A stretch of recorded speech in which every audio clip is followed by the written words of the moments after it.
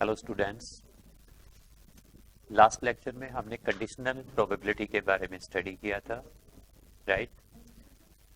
Today we will do multiplication theorem on probability. So conditional probability में हमने find किया था probability of any event under certain condition, that is probability of E by F is equal to probability of E intersection F upon probability of F, right? It was conditional probability of event E under the condition that event F has already occurred, right? Now, suppose we want to find out probability of, we have two events, E1 and E2, right? One event is E2, E1, and other event is E2, right? And we are interested in finding probability of event E1 intersection E2, right? Okay, so अगर हम इस फॉर्मूले को देखते हैं, probability of E by F, that is equal to probability of E intersection F upon probability of F, right? Now suppose I am finding probability of E2 given that E1 has already occurred, right? According to this formula, ये probability क्या होनी चाहिए? Probability of E2 intersection E1 upon probability of E1, right? Okay, now if we cross multiply, then it is probability of E1 into probability of E2 given that E1 has already occurred is equal to probability of E1 intersection E2, right? So we can say probability of E1 intersection E2 is equal to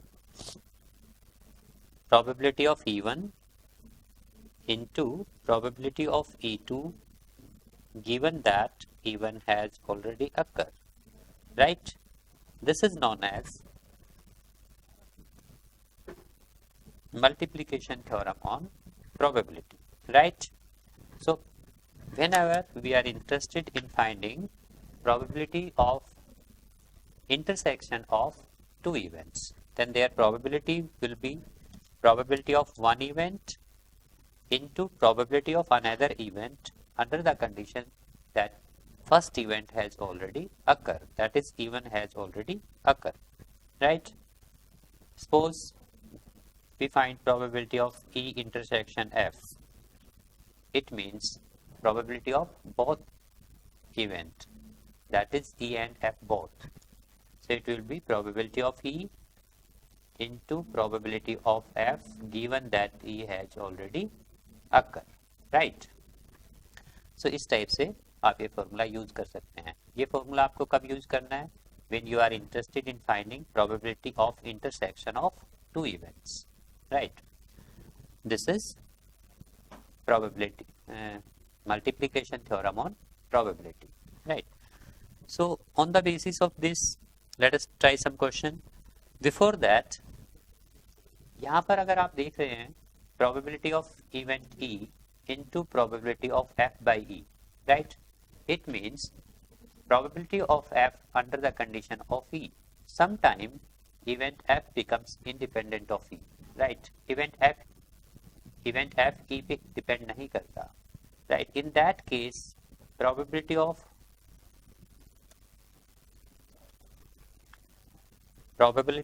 event F by VE will be simply equal to probability of F event, right? क्यों? क्योंकि event F event E पे depend नहीं करता, right?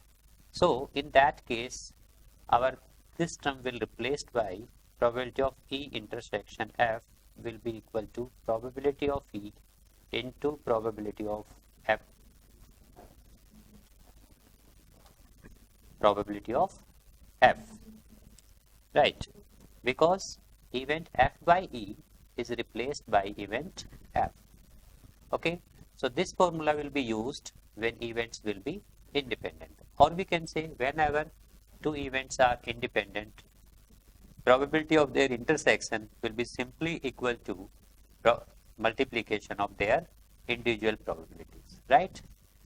Okay, so ये formula हमें apply करना है when events are independent, or we can say if events are independent, then probability of E intersection F is equal to probability of E into probability of F, and if probability of E intersection F is equal to probability of E into probability of F, then we can say events will be independent, right? तो दोनों ही cases में ये result hold करता है, सो independent event के case में आप ये अप्लाई कर सकते हैं. अब हम एक क्वेश्चन लेते हैं that is based on these formulas.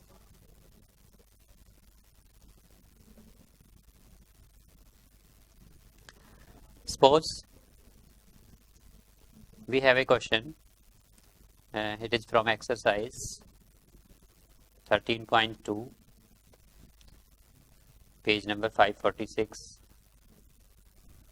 The first question is probability of A, that is 3 by 5, and probability of event B, that is equal to 1 by 5, right?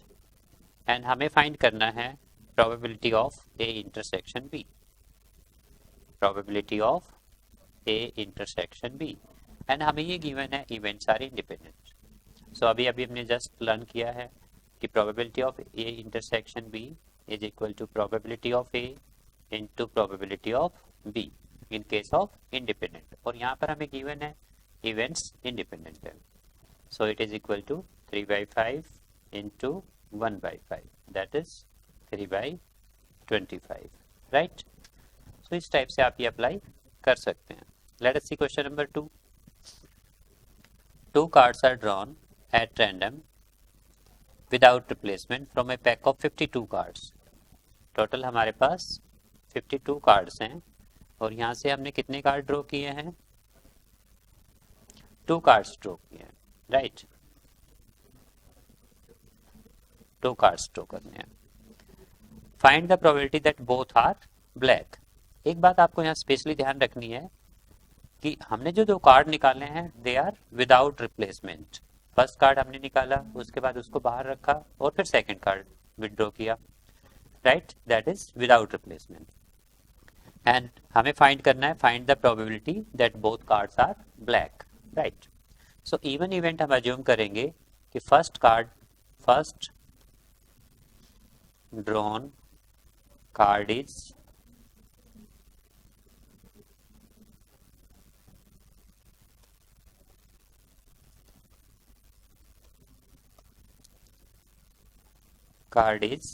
black, right? But हमें कैसे चाहिए? दोनों card black चाहिए. तो second event को भी हम क्या अज्यूम करेंगे? Second drawn card is also black, right? And हमें फाइंड आउट क्या करना है? Probability that both will be black, probability of even intersection sorry, intersection E2, that is simply equal to probability of event E1 into probability of E2 given that E1 has already occurred, right? यानी कि first black card निकल चुका होगा. अब आप मुझे बताइए probability of even क्या होगी?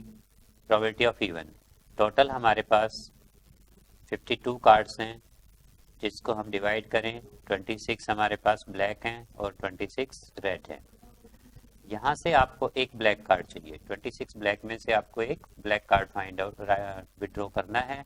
So it's probability will be 26 upon 52, right? And probability of E2 given that E1 has already occurred, यानी कि आप एक ब्लैक कार्ड पहले निकाल चुके हैं. अगर एक ब्लैक कार्ड आप पहले निकाल चुके हैं तो आपके पास अब 25 ब्लैक कार्ड है और 26 रेड कार्ड है. टोटल अब आपके पास 51 कार्ड है, राइट? सो यहाँ से एक ब्लैक कार्ड निकालने की probability that will B 25 upon 51, right? So now अब हम इस फॉर्मूले में वैल्यूज पुट करते हैं. Probability of even that is 26/52 into probability of E2 that is 25/51, which is right. So it is 25/102, right. So इस टाइप से आप ये कर सकते हैं. Next is, let us see third question.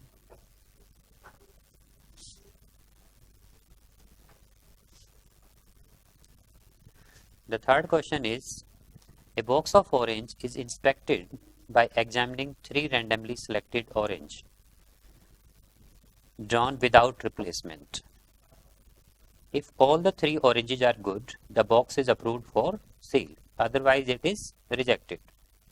Find the probability that box containing 15 oranges, out of which 12 are good and 3 are bad, will be approved for sale. Question ये है कि हमारे बॉक्स में टोटल 15 ऑरेंजेज हैं. यहाँ पर 12 are good and 3 are bad. ठीक है, ये टोटल हमारे बॉक्स में है. हमें जो ऑरेंजेज यहाँ से फाइंड आउट करने हैं, 3 ऑरेंज यहाँ से हमें फाइंड आउट करना, विड्रॉ करना है, sorry. If all the 3 oranges are good, box will approve for sale. यानी कि बॉक्स के सेल होने की प्रोबेबिलिटी किस पे डिपेंड करती है? That oranges will be good, right. यानी कि for finding that probability of the box will approved for sale is equivalent to finding probability that all the 3 drawn oranges will be good, right. So first हम assume करते हैं जो हम first time orange draw कर रहे हैं that will be good. तो even event हमारा क्या होगा? First drawn orange is good. Event even क्या है? First drawn orange is good. Event E2 हम क्या लेंगे? क्योंकि हमें तीनों ऑरेंजेस गुड चाहिए, राइट. E2 इवेंट हमारा होगा second drawn orange is also good. Second orange भी गुड है. E3 इवेंट होगा हमारा third drawn orange is also good, right. अब आप मुझे बताइए, टोटल 15 में हमारे पास 12 गुड हैं एंड 3 नॉट गुड. सो यहाँ से अगर आप एक ऑरेंज ड्रॉ करते हैं, उसके गुड होने की प्रोबेबिलिटी क्या होगी? यानी कि वो ऑरेंज हमें इस 12 में से चाहिए. So it's probability will be, probability of even will be 12/15, right. Number of good oranges divided by total number of oranges. Probability of E2 given that E1 has already drawn. E2 given that E1 has already drawn. ये probability क्या होगी? इसका meaning है कि second drawn orange will be good given that first drawn orange was also good, right. So एक orange हम यहाँ से पहले निकाल चुके हैं. अब कंडीशन ये है हमारे पास, सिचुएशन कि हमारे पास क्या इंस्टेड ऑफ 12 11 गुड ऑरेंजेज है, राइट. एंड टोटल हमारे पास अब कितने ऑरेंजेज हैं? टोटल अब यहाँ पर हमारे पास 14 ऑरेंजेज है. क्योंकि हमने जो ऑरेंज फाइंड निकाला है, विड्रॉ किया है, वो रिप्लेस नहीं किया, right. So the second orange will be good under the condition that first was also good.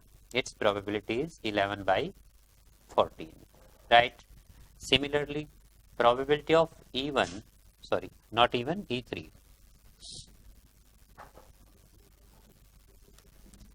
Probability of E3 given that E1 E2 has already drawn. इस E1 E2 का meaning होता है E1 intersection E2, यानी कि both already happened, दोनों पहले हो चुके हैं. So probability of E3 given that E1 and E2 has already drawn, its probability will be, यहाँ से देखिए अब हमारे पास 14 ऑरेंजेस थे, उसके बाद एक ऑरेंज हम और निकाल चुके हैं, सो टोटल अब हमारे पास 13 ऑरेंजेस होंगे, राइट। अब हमारे पास 13 ऑरेंजेस है क्योंकि 2 हम पहले निकाल चुके हैं, और टोटल यहाँ पर गुड ऑरेंज कितने हो जाएंगे 10। तो 10 में से आपको एक गुड ऑरेंज फाइंड करना है। एक ऑरेंज हमने ड्रॉ किया है, इसकी प्रोबेबिलिटी फाइंड करनी है कि that orange will be good. So it's probability will be 10 upon 13। Now हमें फाइंड आउट करना है कि all oranges will be good, that is E1 E2 intersection E3, right.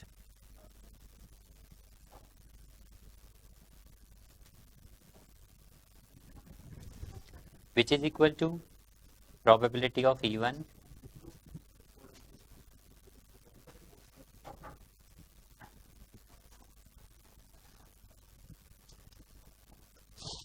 into probability of E2 given that E1 has already occurred into probability of E3 given that E1 and E2 has already occurred, right? Now what is probability of E1? Probability of E1 is 12 by 50. Probability of E2 given that E1 has occurred, E2 by E1, this is 11 upon 40 into probability of E3 given that E1 E2 has already occurred, right?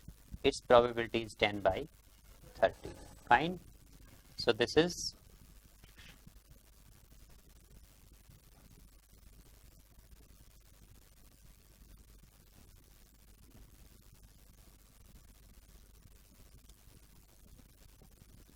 which is equal to 44 upon 91.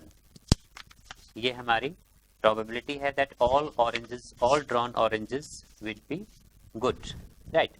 अब box cell के लिए approve कब होगा? जब तीनों oranges good होंगे, right? यानी कि ये कॉरस्पॉन्डिंगली हमारी प्रोबेबिलिटी क्या होगी? Probability that box will be approved for sale is equal to 44 by 91, right? Let us see next question.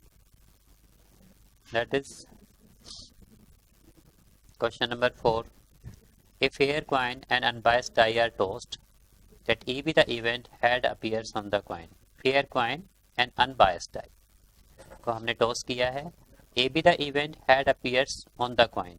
Event A क्या है? Head appears on the coin. Head appears on the coin. ठीक है.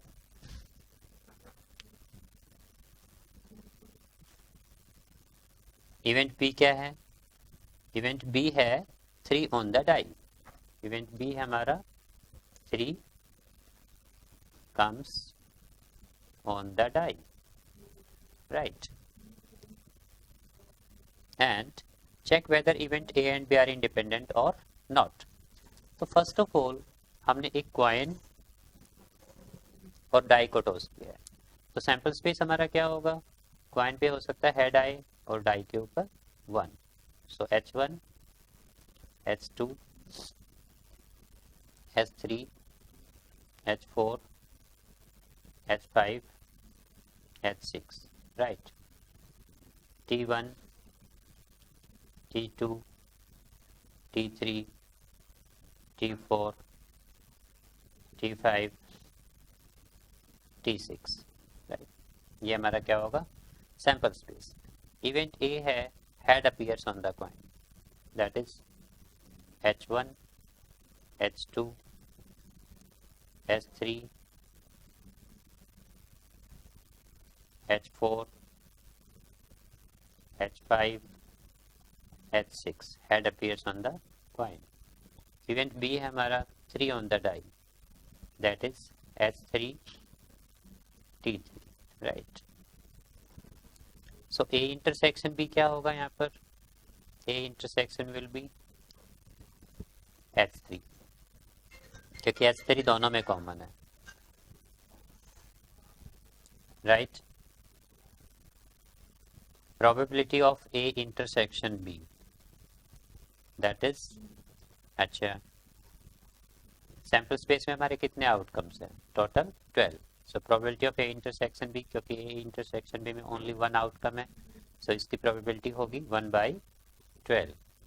Probability of A 1, 2, 3, 4, 5, 6 outcomes हैं, 6/12. And probability of B is, B में हमारे सिर्फ 2 outcome है, 2/12. Right. अब इवेंट्स को इंडिपेंडेंट होने के लिए क्या होना चाहिए कि probability of A into probability of B should be equal to probability of A intersection B. So let us find probability of A into probability of B, that is 6/12 into 2/12, right, which is equal to 1/12, which is further equal to probability of A intersection B. Why? Because probability of A intersection B is also 1/12. So we can say probability of A into probability of B is equal to probability of A intersection B, right? Implies events are independent. Events are independent. Event हमारे कैसे हैं? Independent. And if probability of A into probability of B is not equal to probability of A intersection B, in that case events are not independent, right? So whenever you have this probability of A into probability of B is not equal to probability of A intersection B, you will say that events are not independent.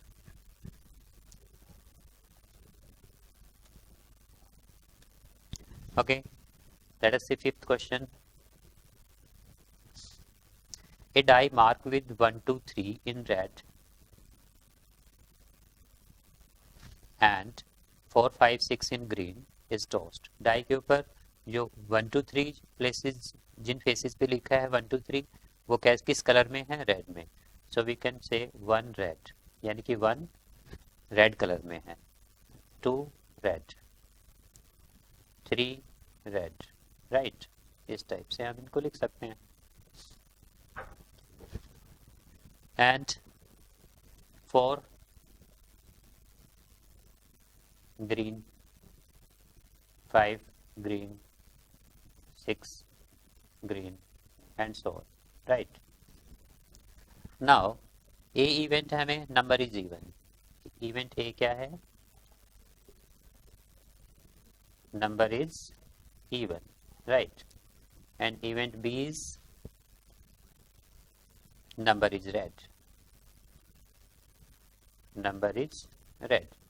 Event A है हमारा that number that will comes on the die will be even, and event B is that number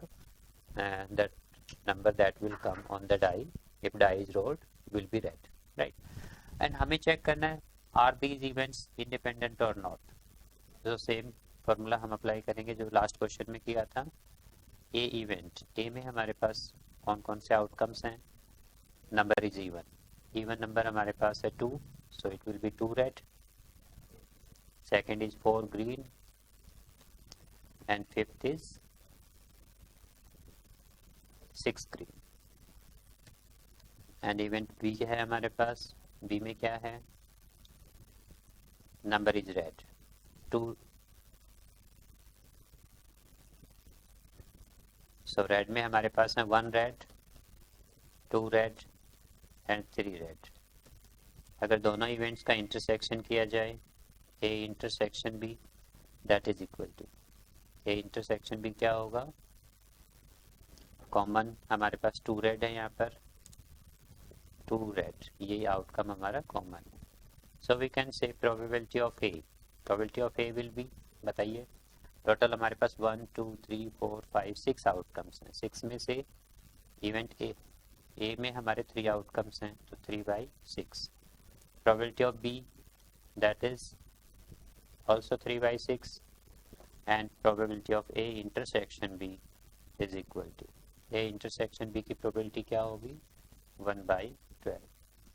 Now probability of A into probability of B, that is 3/6 into 3/6, that is equal to 1/2 into 1/2, that is 1 by 4, and which is not equal to probability of A intersection B. So we can say events are not independent. ये event independent नहीं है. Now let us see sixth question. Question number 6. That E and F be the event with probability of E is equal to 3 by 5. Probability of B is equal to 3 by 10. And probability of E intersection F is equal to 1 by 5. हमें check करना है events are independent or not. तो by same formula आप ये check कर सकते हैं कि probability of A intersection B is equal to probability of A into probability of B. Right. Seventh question में हमें given है that A and B are two events such that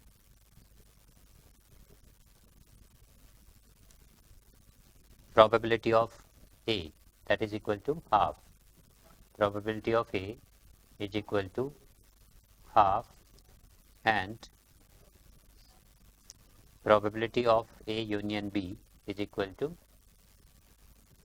A union B, ये हमें given है 3 by 5, right?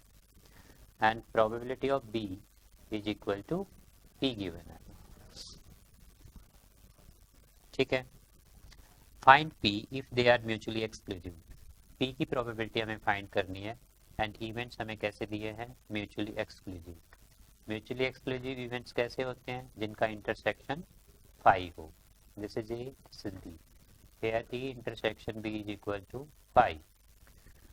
Jin events का intersection phi होता है, उनको हम क्या कहते हैं? Mutually exclusive event. So A और B हमें यहाँ पर mutually exclusive events given है. When A intersection B is phi, then probability of A intersection B is always 0, right? So यहाँ पर हमें events mutually exclusive given है और हमें probability of P की वैल्यू हमें find करनी है. Probability of A union B is equal to probability of A plus probability of B minus probability of A intersection B. ये फॉर्मूला हमने last class में भी किया था. Probability of A union B is equal to probability of A plus probability of B minus probability of A intersection B. But intersection की probability तो यहाँ पर 0 है क्योंकि events mutually exclusive है. Now A union B, ये probability हमें given है, that is 3 by 5 is equal to probability of A, that is half. Probability of B is P minus 0, right? तो यहाँ से आप P फाइंड कर सकते हैं. P क्या होगा यहाँ पर हमारा? P is equal to 3 by 5 minus half, right?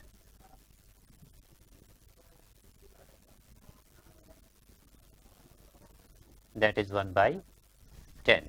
P की वैल्यू यहाँ पर हमारी क्या हो गई? 1 by 10, right? Let us see its second part.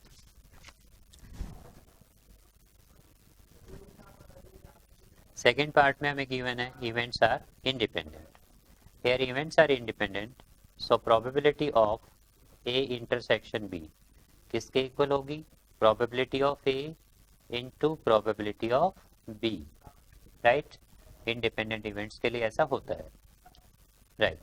Probability of A is what? Half into probability of B is P, so this is half P. Now again applying the same formula, probability of A union B is equal to P probability of A plus probability of B minus probability of A intersection B. So we will have 3 by 5, that is probability of A union B is equal to probability of A, that is half, probability of B, that is 3 by 5 minus probability of A intersection B and which is half P. ये हम find out कर चुके हैं, right?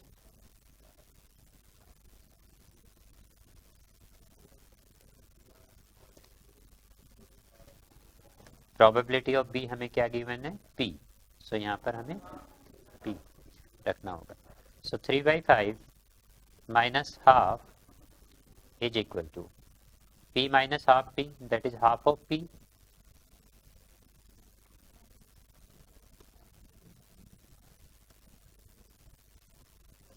half of p implies this is 1/10 is equal to half of p, so we can say p is equal to 1/5, right? इस case में p की value हमारी क्या होगी, 1/5। लास्ट केस में p की वैल्यू हमारी क्या थी, 1/10। Okay,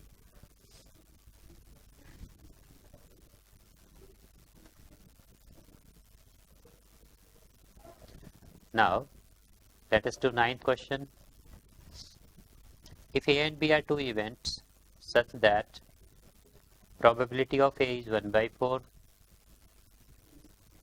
probability of B is equal to half, and probability of A intersection B which is equal to 1/8. A and B हमें two events given हैं, उनकी corresponding probabilities हमें given है, and A intersection B की probability हमें given है। Find करना है हमें probability of not A and not B, ये हमें फाइंड आउट करना है। अच्छा, नॉट ए को हम ए कॉम्प्लीमेंट से डिनोट करते हैं, and is denoted by intersection, and not B is denoted by B complement, right, which is equal to, बच्चों डिमॉर्गन्स लॉ आपने क्लास 11 सेट्स के चैप्टर में किया था, A intersection B A complement intersection B complement, this is equal to A intersection, sorry, not intersection,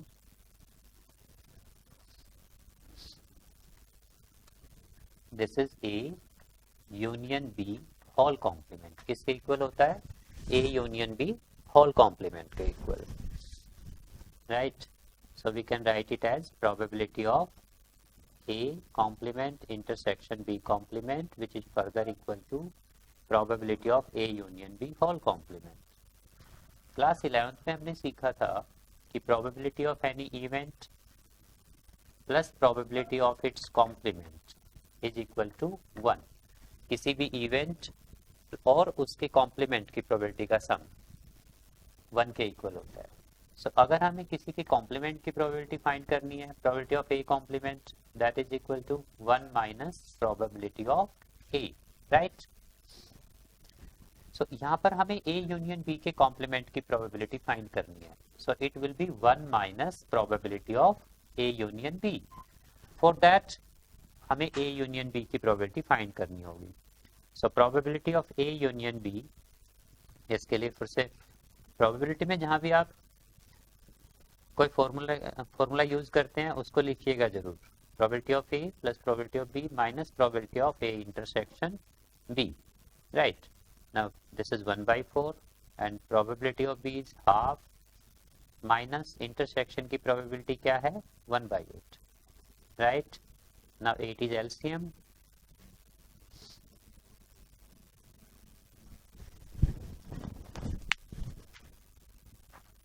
this is 5/8, right? So A union B की probability हमें मिल गई है। अब हमें फाइंड क्या करना है, probability of A union B whole complement, probability of not A and not B, ये हमें फाइंड करनी है। और अभी हमने देखा था कि ये प्रोबेबिलिटी किसके इक्वल है, probability of A union B whole not के equal, probability of A union B whole complement. So इसको हम क्या लिख सकते हैं, 1 minus probability of A union B which is equal to 1 minus probability of A union B, that is 5/8, so it is equal to 3/8, fine। so ये हमें मिली probability of A, not A and not B, right। 10th question देखिए जरा, 10th question करते हैं।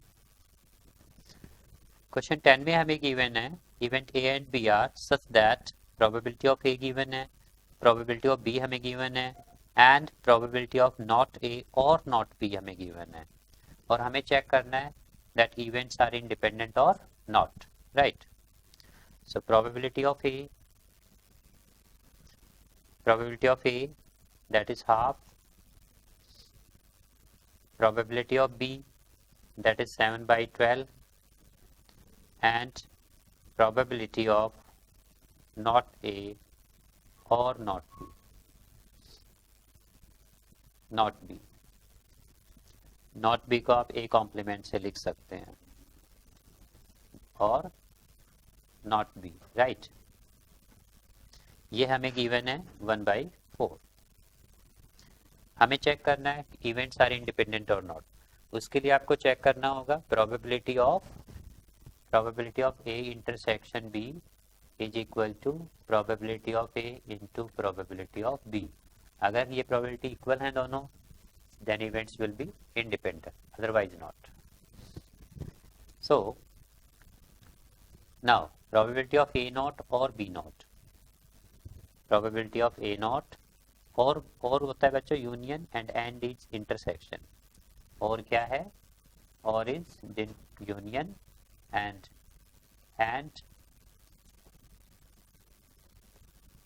Is intersection, right. This is equal to probability of A complement, sorry,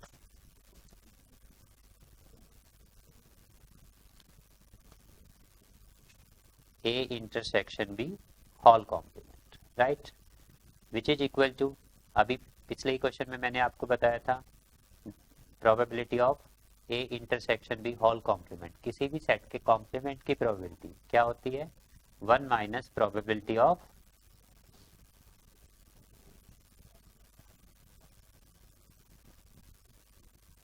A intersection B, right. So ये हमें given है, इसकी value हमें क्या गिवन है, 1/4। सो इट इज, इसके जगह पे हम 1/4 लिख सकते हैं। सो यहाँ से हम ए इंटरसेक्शन बी की प्रोबेबिलिटी फाइंड कर सकते हैं। Probability of A intersection B is equal to 1 minus 1/4, that is equal to 3/4। Intersection की प्रोबेबिलिटी हमारी 3/4 हो गई। Now probability of A into probability of B which is equal to, ये हमें हाफ गिवन है एंड प्रोबेबिलिटी ऑफ बी हमें क्या given है, 7/12, right. So it is 7/24, right. A intersection B की प्रोबेबिलिटी हमारी 3/4, probability of A into B that is 7/24, both are unequal, so we can say events are not independent. This is not equal to probability of A intersection B implies events are not independent, ये independent event नहीं है, right.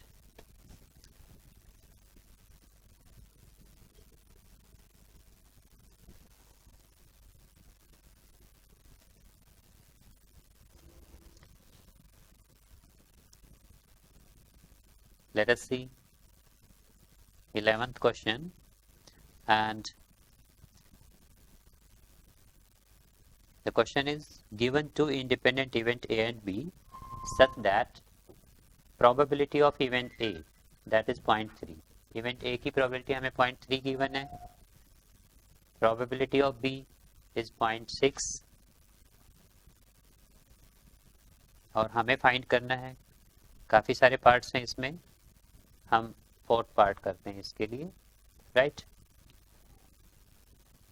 Events यहाँ पर हमें independent given है, so probability of A intersection भी क्या होनी चाहिए, प्रोबेबिलिटी ऑफ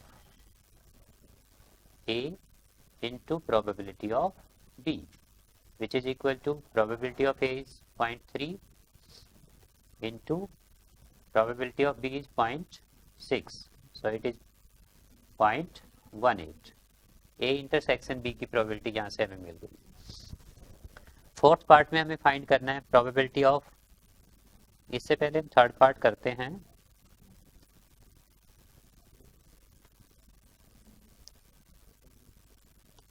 थर्ड पार्ट में हमें फाइंड करना है probability of A union B, A और बी, एंड और मीन मैंने आपको बताया union.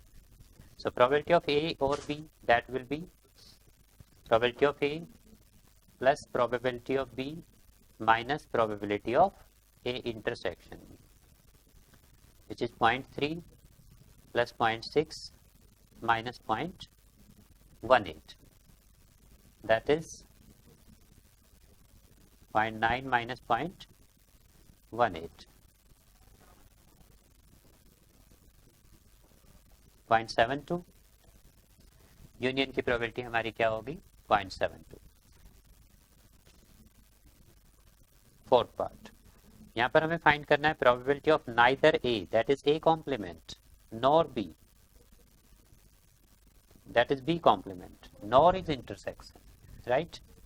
A complement intersection B complement, and which is equal to probability of, now A complement intersection B complement, according to De Morgan's law, this is A union B whole complement.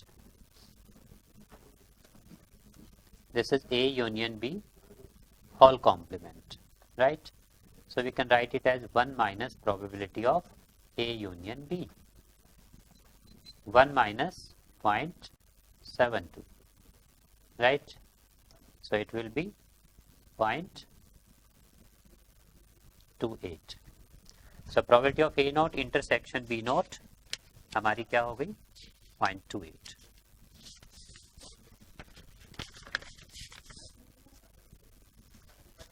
Okay, let us see 12th question.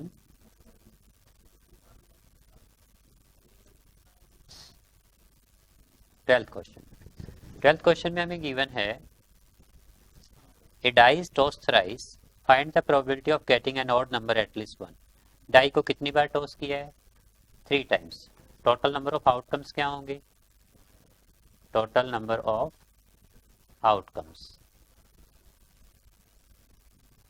outcomes will be 216 outcomes होंगे, right? And 2 balls are find the probability of getting odd number at least one, right? find क्या करना है हमें? odd number at least one. so even हम event ले लेते हैं, इसको हम कॉम्प्लीमेंट से करेंगे. इवन हम इवेंट लेते हैं, क्वेश्चन में पूछा कि ऑड नंबर कम से कम एक बार आना चाहिए. इट मीन्स 3 टॉसेस में या तो ऑड नंबर एक बार होना चाहिए, या फिर 2 बार होना चाहिए, या फिर 3 टाइम्स होना चाहिए, राइट? एटलीस्ट 1, आइदर 1 टाइम और 2 टाइम और 3 टाइम्स. तो सारे केसेस हमें इंक्लूड करने होंगे. इसके लिए हम फाइंड आउट कर लेते हैं कि इवन नंबर, फोर्थ ऑप्शन हमारा यहाँ बचता है कि ऑड नंबर एक बार भी नहीं आता. अब ऑड नंबर एक बार भी नहीं आता तो कैसा नंबर होगा? एवरी टाइम इवन नंबर होगा, दैट इज लाइक 2, 4, 6. सो हम फाइंड करते हैं कि every time even number comes, और उसका जो कॉम्प्लीमेंट होगा वो क्या होगा? कि odd number comes at least 1. So even मैं अज्यूम कर लेता हूं, even number comes in first toss.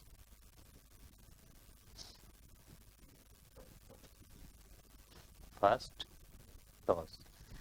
Toss में हमारे पास कैसा नंबर आता है? Even, right? एंड E2 मैंने अज्यूम किया even number comes in second toss. Second time die को रोल करते हैं हम तो इवन नंबर आता है. और E3 क्या है? Even number comes third time पे कैसा नंबर आता है? Even number, right? सो अब बताइए प्रोबेबिलिटी ऑफ इवन क्या होगी? Probability of even number comes in first toss. जब डाई को हमने पहली बार टॉस किया है, सो इवन नंबर आने की प्रोबेबिलिटी. डाई को अगर एक बार रोल किया जाए तो इवन नंबर आने की प्रोबेबिलिटी क्या होती है? 3/6, that is equal to half. Probability of E2 given that even has already occurred, right? First time हम डाई को रोल कर चुके हैं, सेकेंड टाइम रोल करते हैं, सो इवन नंबर आने की प्रोबेबिलिटी हमें फाइंड करनी है. तो सेकेंड टाइम जब हम डाई को रोल करेंगे, this event will be independent of first event. First time die के ऊपर कौन सा नंबर आया था, सेकेंड टाइम जो नंबर होगा वो इस पे डिपेंड नहीं करेगा, right. So these are independent events. So simply आप इसको प्रोबेबिलिटी ऑफ E2 भी लिख सकते हैं। क्यों? Because when events are independent, in that case probability of E2 by E1 is simply equal to probability of E2, right? Second time अगर हम die को रोल करेंगे तो फिर से हमें कैसा नंबर चाहिए, इवन नंबर चाहिए। सो probability of even number is again half. And third, probability of E3 given that E1 and E2 has already occurred. आप इसको सिंपली probability of E3 भी लिख सकते हैं, because again events are independent. First two toss में क्या आया है, थर्ड टाइम जो भी नंबर होगा वो इस पे डिपेंड नहीं करेगा। सो probability of E3 is again half, right. अब हमें चाहिए तीनों इवन नंबर। हम किसकी प्रोबेबिलिटी फाइंड कर रहे हैं, probability that all times we will get a even number, यानी कि even number comes in every toss. Probability of E1 intersection E2 intersection E3, हमें तीनों इवेंट्स चाहिए, right. which is equal to probability of E1 into probability of E2 given that E1 has already occurred into probability of E3 given that E1 and E2 has already occurred, right। instead of this आप simply यहाँ पर ये भी लिख सकते थे probability of E1 into probability of E2 into probability of E3 because in this case events are independent, right। now probability of E1 is half, E2 is again half and E3 is also half, so it is 1 by 8, right। अब ये किसकी probability है, ये probability है that every time even number will come, right, every time even number will come, और हमें find करना है at least one odd number। so die को जब हम रोल करेंगे या तो हमारे पास हो सकता है कि तीनों टाइम odd नंबर हो, या हो सकता है दो odd नंबर हो एक even नंबर हो, या फिर ये इस तरह से हो सकता है इवन ऑड ऑड, फिर हो सकता है कि दो इवन नंबर हो और एक ऑड नंबर, और ये 3 वेज में हो सकता है।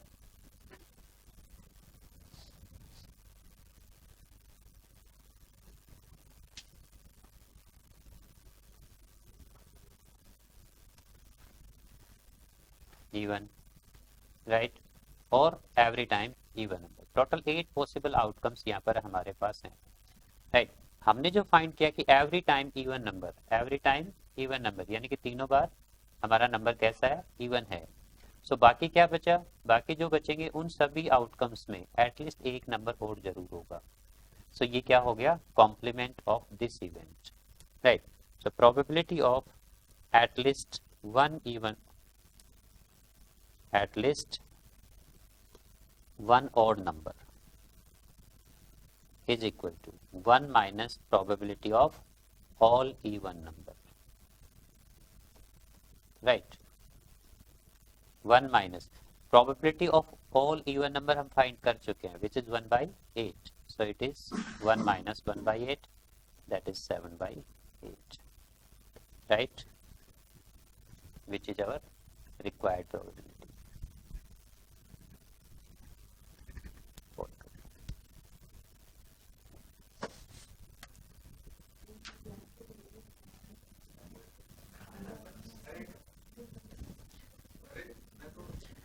Okay, let us do 13th question.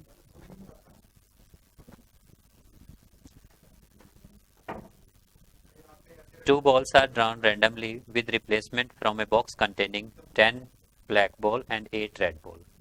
Box में हमारे पास 10 black ball and 8 red ball, right। यहाँ से 2 बॉल ड्रॉ किए हैं,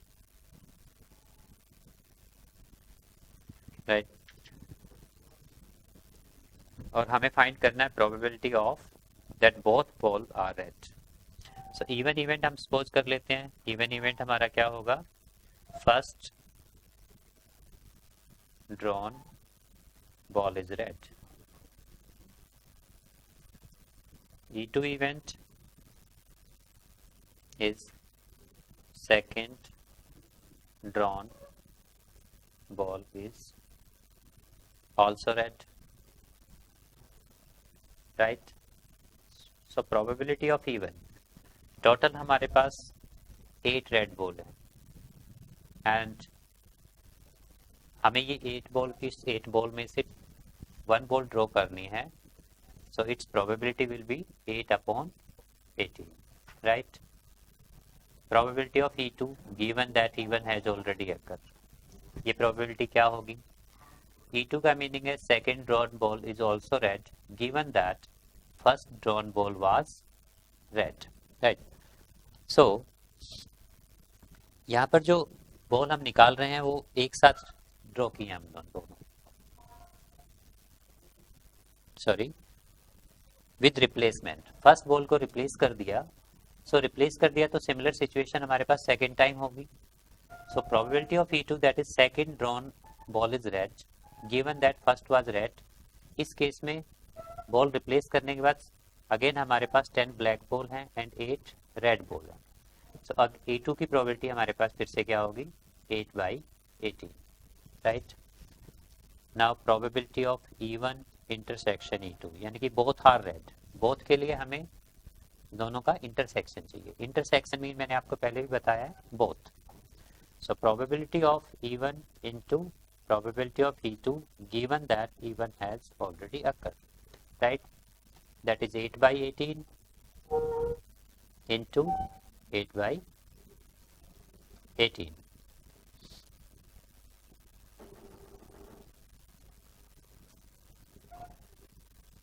That is 16/81. This is probability for both ball are red. Second is first ball is black and second is red. यहाँ पर हम event assume करेंगे first ball is black, right? And E2 क्या होगा? Second ball is red, right? So probability of even हमारी event में हमारी ball कैसी है? ब्लैक। सो ब्लैक बॉल हमारे पास 10 है, सो एक बॉल निकालने की, ब्लैक बॉल निकालने की probability out of total 18 balls will be 10/18 because 10 are black and total balls are 18, right? Now probability of E2 given that E1 has already occurred, it will be probability that ball is red given that first was black. एक black ball हम पहले draw कर चुके हैं, right? But क्योंकि ये with replacement है तो अगेन हमारे पास नंबर ऑफ बॉल सेम रहेंगी। So probability of a red ball, and red balls are 8 divided by total number of balls 2018, so probability of E2 by E1 क्या होगी? 8/18. Now probability of E1 intersection E2, this is equal to probability of E1 into probability of E2 given that E1 has already occurred, 10/18 into 8/18, right? So this is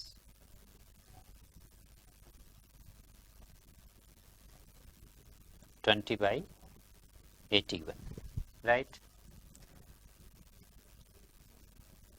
Let us do its third part.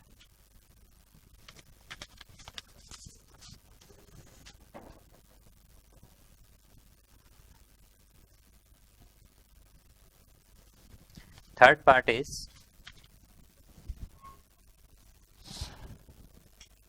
one of them is black and other is red. So even event हम यहाँ assume कर लेते हैं।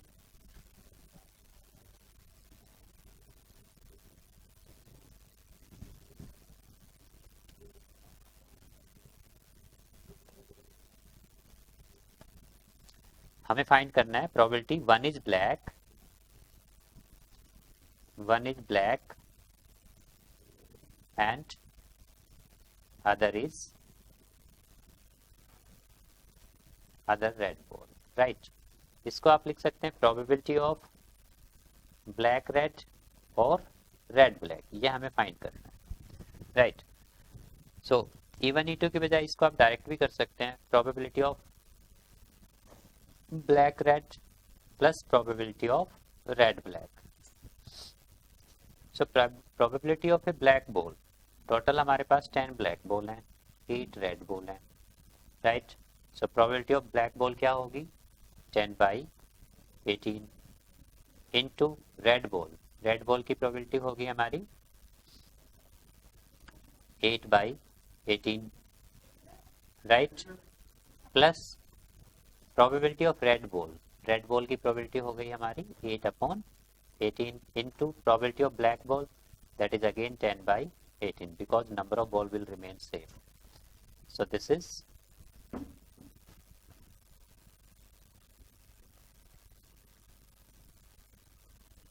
20/81 plus this is also 20/81, so it is 40/81. So one of them ball is black and other is red, its probability will be 40/81. Let us do 14th question. Question number 14. Question number 14 is probability of solving a specific problem independently by A and B are 1/2 and 1/3, right? If both try to solve the problem independently, find the probability that the problem is solved. First part is that problem will solve. यहाँ पर E1 E event हम ले लेते हैं, E event है हमारा A solve the problem, right. F event है हमारा B solve the problem, right. दो स्टूडेंट्स को प्रॉब्लम गिवन है एंड ए प्रॉब्लम सॉल्व करेगा, इसकी प्रोबेबिलिटी हमें गिवन है, probability that A will solve the problem, that is probability of E, this is half. Probability of F, that is B solve the problem, its probability is 1/3, right. अब हमें find करना है कि problem will solve, problem कैसे solve होगी, probability that problem is solved. अब problem कैसे solve हो सकती है, स्टूडेंट ए प्रॉब्लम सॉल्व करता है एंड बी नहीं करता, डज नॉट सॉल्व, तो लेकिन प्रॉब्लम तो सॉल्व उस केस में हो गई। इसी तरह से हो सकता है स्टूडेंट ए प्रॉब्लम सॉल्व नहीं करता लेकिन बी कर देता है, तभी प्रॉब्लम हमारी सॉल्व हो जाती है, या फिर A and B both solve करते हैं, in that case problem is again solved. So problem solve होने के हमारे पास मेथड्स क्या क्या हो गए कि A solve and B does not solve. Again, A does not solve and B solve, and both solve the problem, right? So we can write it as probability that E mean A solve the problem, but B not. Probability of E into F naught plus probability of E naught F, that A does not solve the problem but B solve the problem, plus probability of E and F both solve the problem, right. EF का meaning है E intersection F, right, and in this case events are independent, so probability of E intersection F will be probability of E into probability of F. Now probability of E naught will be half, and probability of F naught, that is 2/3, right. Now probability of E into F, E intersection F naught, if E and F are independent, in that case E dash and F will also independent, E and F dash will also independent, and E dash and F dash will also independent, ये सारे cases independent होंगे। सो independent है तो हम इसको लिख सकते हैं probability of E into probability of F dash, right, and this is probability of E dash into probability of F plus probability of E intersection F. This is probability of E into probability of F. Why? Because events are independent. Now probability of E is half into probability of F dash, which is 2 by 3, plus probability of E dash, that is half, into probability of F dash, probability of F, that is 1 by 3, plus probability of E is half into probability of F, that is 1 by 3. So it is 2 by 6, 1 by 6 plus 1 by 6, right? So it is 4 by 6, which is 2 by 3, right?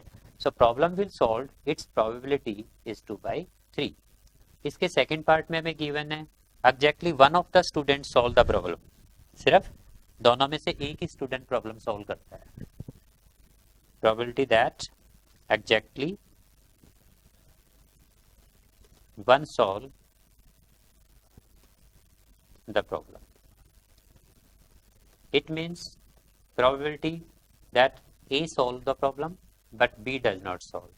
So probability of A solve problem but B does not solve, plus probability of A does not solve the problem but B solve the problem, right? Which is equal to, again independent event है तो इनको हम लिख सकते हैं probability of E into probability of F dash plus probability of E naught into probability of F, right?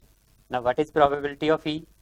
Probability of E is half into probability of F dash, that is 1 by 3, plus probability of E dash 1 by 2 into probability of F, that is 1 by 3,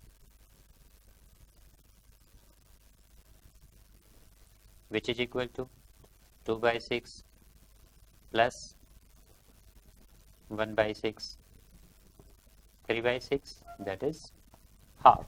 So exactly one of them student will solve the problem, its probability is half, right?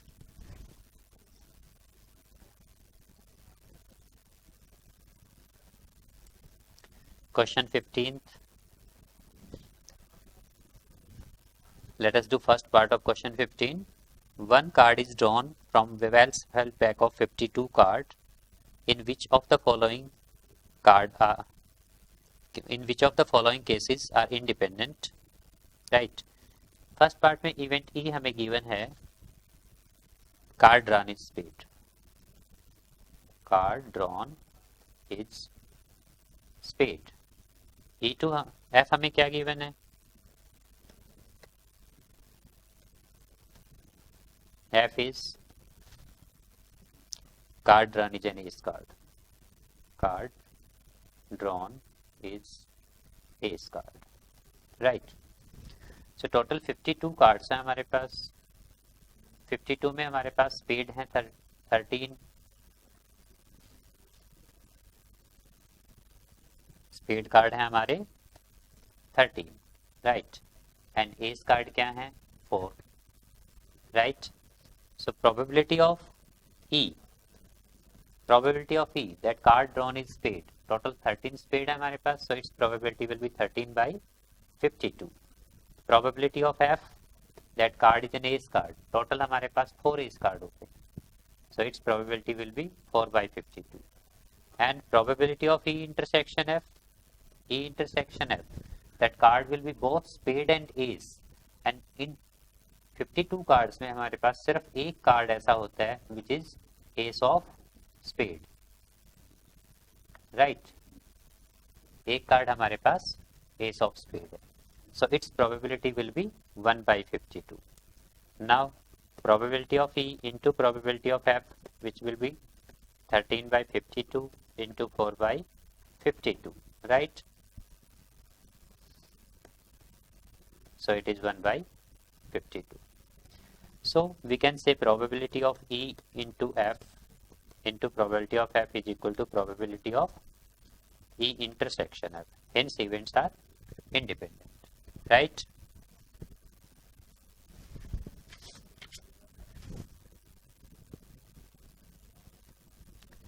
Question number 16। Question number 16 में हमें given है in a hostel 60% of student reads Hindi newspaper, 40% reads English newspaper and 20% read both English and Hindi newspaper. A student is selected at random and हमें find करना है, 3 parts question में हमें given है। So 60% students read Hindi newspaper, event E हम assume कर लेते हैं, students read Hindi newspaper, student reads Hindi newspaper.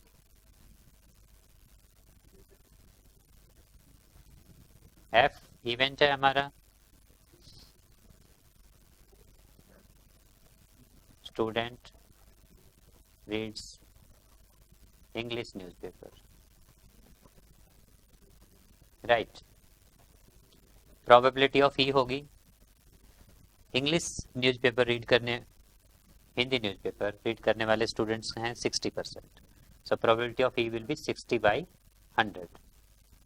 Probability of F that student read English newspaper, its probability is 40/100 because 40% students read English newspaper. And probability of E intersection F, that students read both English and Hindi newspaper, such students are 20%, so its probability will be 20/100. First part हमें find करना है, find probability that student reads neither Hindi nor English. Students read neither Hindi, that is E complement intersection F complement, neither English nor Hindi newspaper, so it will be probability of E union F whole complement, right। ये हमने पीछे भी एक question में किया था, E complement intersection F complement according to De Morgan's law, this is E union F whole complement। so first of all हमें इसको हम लिख सकते हैं 1 minus probability of A union B, right, sorry E union F,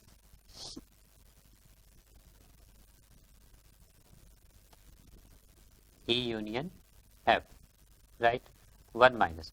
now what is probability of A union F, it will be probability of E plus probability of F minus probability of E intersection F, so it is 1 minus probability of E is, इसको हम यहाँ cancel करके 6/10 में convert कर सकते हैं, 4/10 and this is 2/10, so it is 6/10 plus 4/10 minus 2/10, 1 minus this whole is 8/10, it is 2/10, 1/5, right। so probability that student will read neither Hindi nor English newspaper, its probability will be 1/5. Now second part of the question, that is B part, if she reads Hindi newspaper, if she reads Hindi newspaper, right, ये हमें given है, so ये हमारा given event हो गया, she reads Hindi newspaper, E event हमें given है and हमें find करना है, find probability that she read English newspaper, right, हमें फाइंड करना है कि student reads English newspaper, that is हमें प्रोबेबिलिटी ऑफ एफ फाइंड करनी है, और गिवन है हमें student reads Hindi newspaper.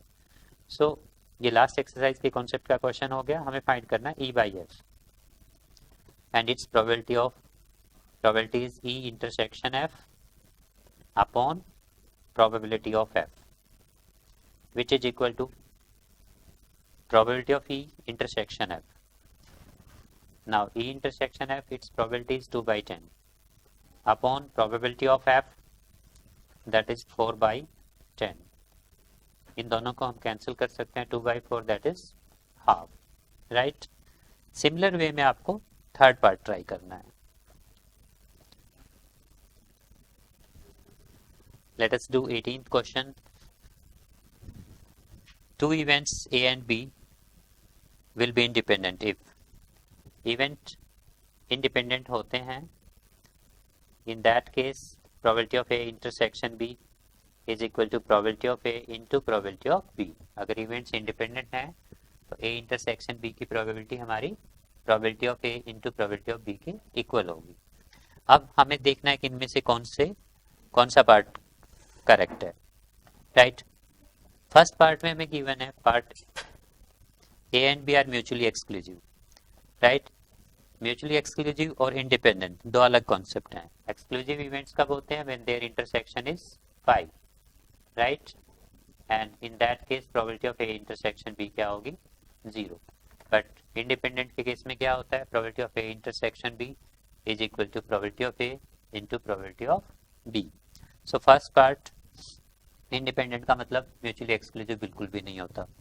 Second part probability of B part, probability of A not into b naught, this is equal to if events are independent, in that case मैंने आपको बताया a dash and b dash भी independent होंगे। a भी event अगर independent हैं so then a dash और b dash events भी independent होंगे। so probability of a dash इसको हम लिख सकते हैं probability of a dash into probability of b dash, right, because events are independent, and probability of a dash is 1 minus probability of a, and probability of b dash is 1 minus probability of b, right। यही हमारे second part में given है, second part is correct, right.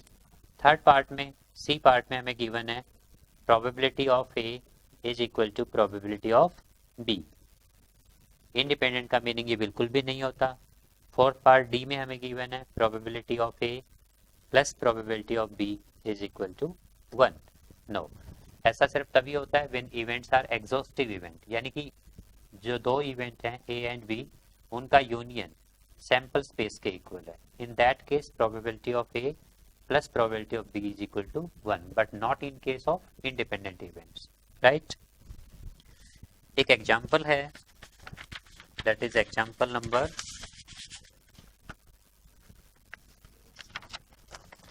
14, sorry example number 13। Example number 13 करते हैं हम। E and F are independent event. E और F event कैसे हमारे? E and F are independent event है। That is we can say probability of E intersection F किसके equal है? Probability of E into probability of F, and we have to prove that E and F dash, E and F dash are also independent. ये event भी हमारे independent होंगे, right.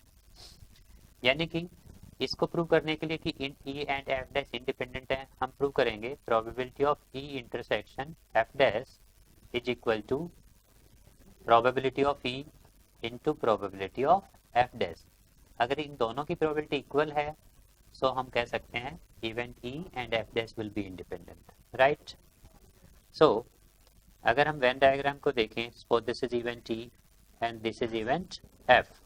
ये हमारा E event है, ये F. This portion is E intersection F. ये portion हमारा क्या है? E intersection F, right.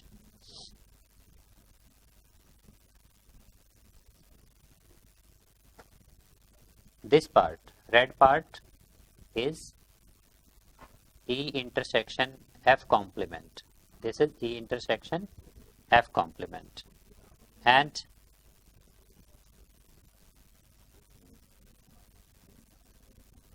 this is E complement intersection F, or you can say F intersection E complement, right. So E, ये whole part हमारा है ई union F. इसको 3 different parts में divide किया जा सकता है, और यहाँ पर ये तीनों पार्ट म्यूचुअली एक्सक्लूसिव हैं, राइट। अगर हम सिर्फ ई पार्ट को देखते हैं, सेट ई को देखते हैं, इवेंट ई को, सो इवेंट ई को 2 म्यूचुअली एक्सक्लूसिव इवेंट्स में डिवाइड किया जा सकता है, that is red and yellow part, right. और इन दोनों में कुछ भी नहीं है। इससे पहले मैं आपको बताना चाहता हूँ, if 2 event are mutually exclusive, that is A intersection B is equal to 5, in that case probability of A intersection B will be 0। अगर दो सेट्स का इंटरसेक्शन 5 है, that is they are mutually exclusive, probability of their intersection will be 0, right। So probability of A union B is equal to probability of A plus probability of B minus probability of A intersection B। ये formula हम पहले से जानते हैं. It will reduce to probability of A plus probability of B minus 0 because in case of mutually exclusive intersection की probability 0 होगी. So probability of A union B is simply equal to probability of A plus probability of B.